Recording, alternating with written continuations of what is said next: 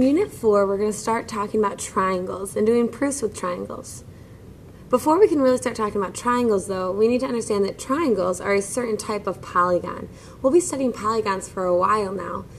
Triangles are polygons with 3 sides. Before we talk about specifically triangles, though, I really want to understand what polygons are. And here are the 3 characteristics of polygons, or the 3 requirements for a shape to be a polygon. First, the figure has to be a closed plane figure. Closed, meaning not open. Plane, meaning contained in a plane. So 2-dimensional, not 3-dimensional. It is formed by 3 or more line segments. Notice it's not lines or rays, but line segments. And finally, each side intersects exactly 2 sides, one at each endpoint. So what I want to do now is take these 5 figures, and I want you to draw a picture of these in either the examples or the non-examples of polygons now that you have the requirements. Go ahead and do this now. When we look at this, as far as our requirements go, we see that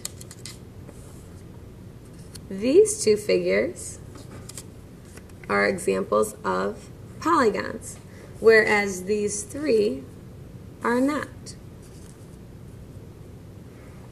This one is not a closed figure. This is an open figure. It's not connected here. It also does not intersect 2 sides. This side only connects 1 side. The other side is not connected. This one is not a polygon because the side in the middle here intersects more than 2 sides. It intersects 1, 2 at its endpoint. And finally here, this heart is not formed by line segments. There are curves here. So these 3 are not polygons. These 2 are polygons. These are 2 different types of polygons, though. This polygon is a concave polygon. And this one over here is a convex polygon. So we have concave polygons and convex polygons.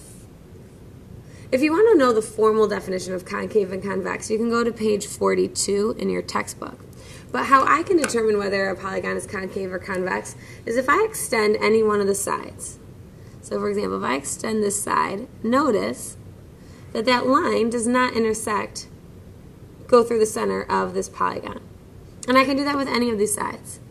This makes it convex. When I go to this one, now this side, if I extend it, doesn't go through the center. But if you look at this side, if I extend that one, it goes through the center, the interior of the polygon. So this makes the polygon concave. So once we know that a figure is a polygon, we can decide whether it is a concave polygon or a convex polygon. In addition, there's another way to classify polygons, and that's regular polygons. We've talked about regular polygons before. See if you remember what a regular polygon is. A regular polygon is a polygon that is both equilateral, meaning all of its sides are congruent, and equiangular. It is both equilateral and equiangular. We're going to be talking more about regular polygons throughout this unit. So we have polygons, we have concave and convex polygons, we have regular polygons, and we can also name polygons based on its number of sides. If a polygon has 3 sides, we already talked about that, that is a triangle. If a polygon has 4 sides, I believe we even talked a little bit about that this year, 4 sides would be a quadrilateral.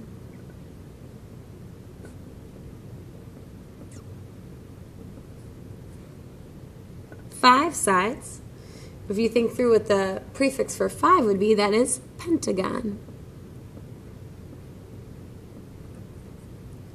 6, hexagon. 7, heptagon.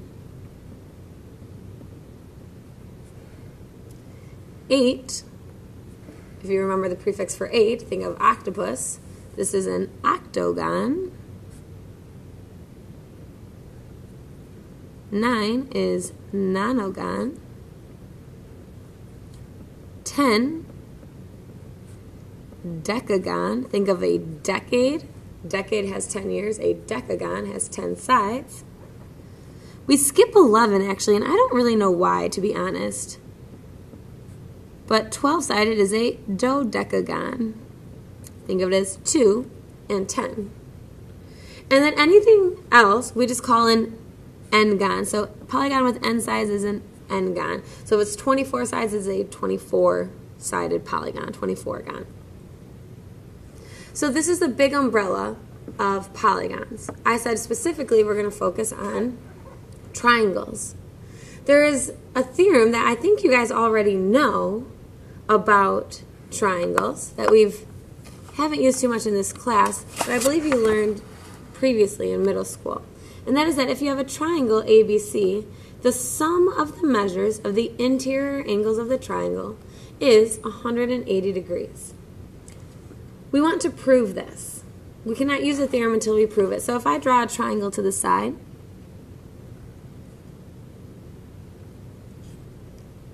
A, B, C.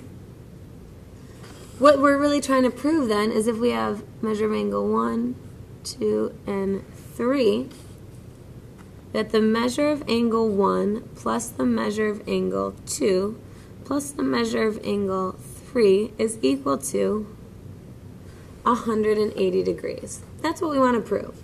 This proof is going to look a little different than any other proof that we've done before. So let's begin. We have our statements, and we have our reasons.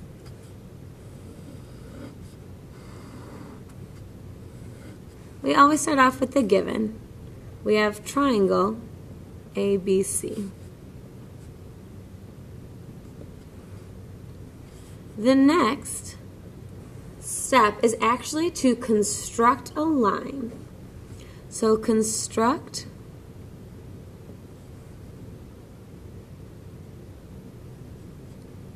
a line parallel to line AC through B.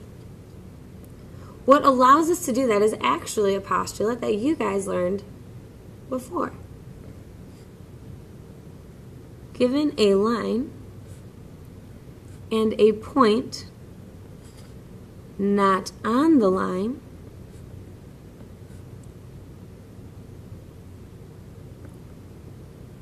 there is exactly one line through the point parallel to the given line. So let's see what that looks like. I want to go through B parallel to AC. So we'll look something like this. So I'll draw that we're parallel in here, show that we're parallel. So you have these two lines are parallel. And I ultimately want to show that the sum of these three angle measures is 180 degrees. Well, to do that, I want to introduce two more angles. We'll call this angle 4 and this angle 5. Pause the video right now and try and figure out what this proof would be. Now that you've tried this on your own, I'm going to talk through this. As I talk through this, after each step, pause and think if you could finish this on your own now that I've given you the next step. So what I'm going to do is I know that we now have parallel lines. We've learned a lot about parallel lines. I know that angle 1 is congruent to angle 4 for the same reason that angle 3 is congruent to angle 5. We have parallel lines, and angle 1 and angle 4 are alternate interior angles, and angle 5 and angle 3 are also alternate interior angles.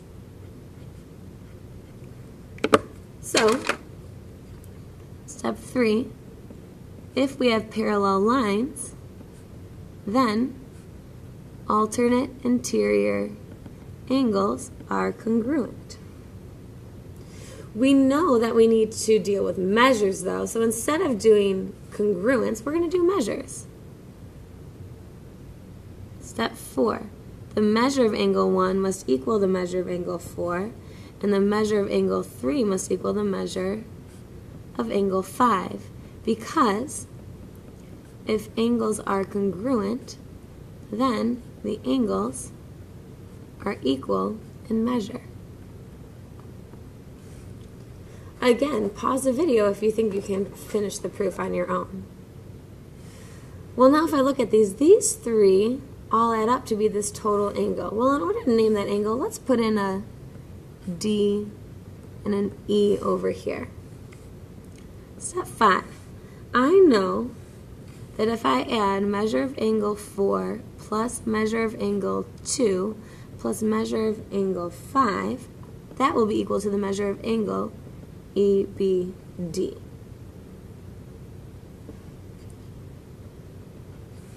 What would be my reason? Well, that is the angle addition postulate. And because I created angle EBD with creating a line, I know that that angle is a special kind of angle. It's a straight angle. So 6 measure of angle EBD is equal to 180 degrees. If straight angle, then measure equals 180 degrees. Well, now I'm almost there. I only have one more step.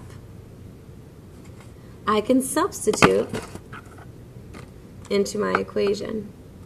Measure of angle 1 is equal to measure of angle 4, so I can substitute that in there. Measure of angle 3 is equal to measure of angle 5. I can substitute that in there. And then finally, measure of angle EBD is equal to 180 degrees. I can substitute that in there. And I have my proof. Measure of angle 1 plus measure of angle 2 plus measure of angle 3 is equal to 180 degrees. Using the substitution property of equality. All that says is that the sum of the measures of the interior angles of a triangle is 180 degrees. Another way to show this, but not technically prove it, this would be using inductive reasoning, is to take a piece of paper and create a triangle. Here's one triangle. If I rip off these sides and I put these into the three angles there, I see that they form a straight line. This tells me that the measures are 180 degrees. Well, I could do this with a bunch of different triangles, and I would get that, okay, I'm betting that would be true for all triangles. So let's try that again. I'll get a different piece of paper. I'll make a triangle out of it. If I rip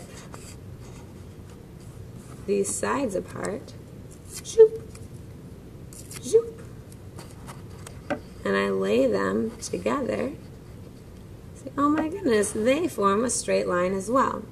I could do that a bunch of times, but because I'm following a pattern to conclude that, that would just be proving it using inductive reasoning. A stronger proof, one that proves it for all triangles, would be deductive reasoning, and that's exactly what we did here. I now want you to use this theorem to answer the questions on the back.